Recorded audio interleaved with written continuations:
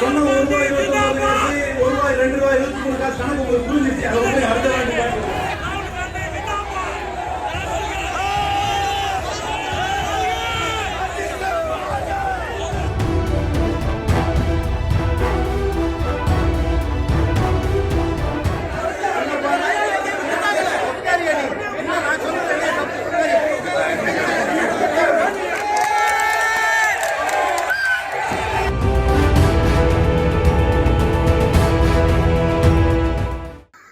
ரூபாய் நாம் வரி கட்டுகிறோம்.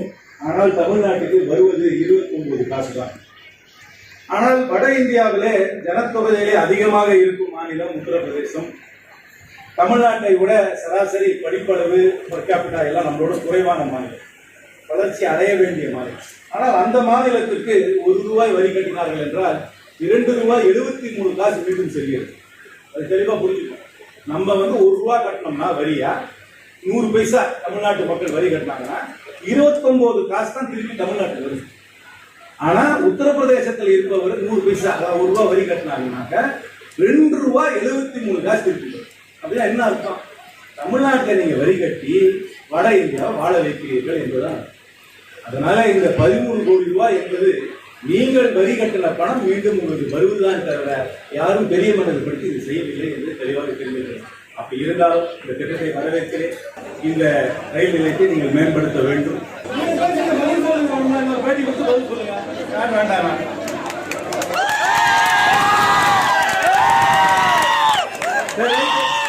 நான் சொன்ன ரூபாய் 29 காசு, ரூபாய் 2 ரூபாய் 23 காசு கணக்கு உங்களுக்கு புரிஞ்சிச்சு. அதை வந்து அடுத்த வாட்டி காட்டுங்க.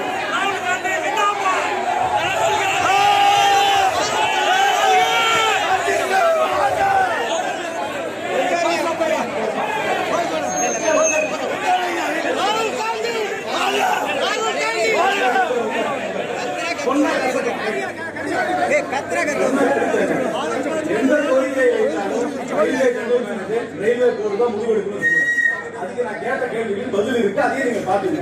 நான் என்ன கேட்கிறேன், முடிவெடுக்க அதிகாரம் ரயில்வே ஜெனரல் மேனேஜருக்கே இருக்க வேண்டும். அப்பதான் இந்த பகுதியில கேட்கிற கோரிக்கைகளை நிறைவேற்றும். கம்பன் ரயில் ரொம்ப நாளா கேட்டுருக்கேன்.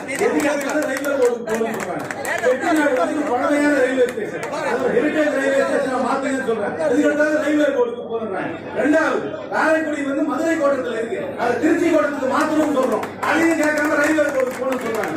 அதுக்கப்புறம் பாருங்க, இங்க இருந்து போற தமிழ்நாட்டுல இருந்து போற ரயில்வே சப்பாத்தி சாப்பாடை போடுறாங்க. இங்க இருக்கிற சாப்பாடை கொடுத்துன்னு சொல்றாங்க. சென்ட்ரலைஸ்ட் கேண்டீன்ல தான் வருது சொல்றாங்க. எல்லாத்தையும் சென்ட்ரலைஸ் பண்ணாங்க. அந்தந்த ஊருடைய மதிப்பு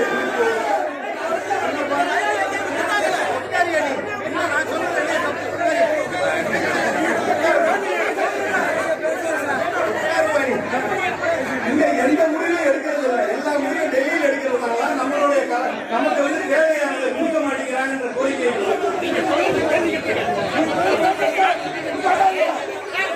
சாப்பாடு தமிழ்நாட்டில் ஆரம்பிக்கிற ட்ரெயினுக்கு சாதம் கிடைக்க மாட்டேங்குது, சப்பாத்தி கிடைக்கும். தமிழ்நாடு ரயில்வே கவுண்டர்ல போய் பார்த்தா இந்தி பேசுறவங்க டிக்கெட் கொடுக்குறாங்க. ஏன்னாக்கா ரெக்ரூட்மெண்ட் எக்ஸாம்ல தமிழ்நாட்டில் மாற்றணும். தமிழ்நாட்டில் அதிகாரிகள் வர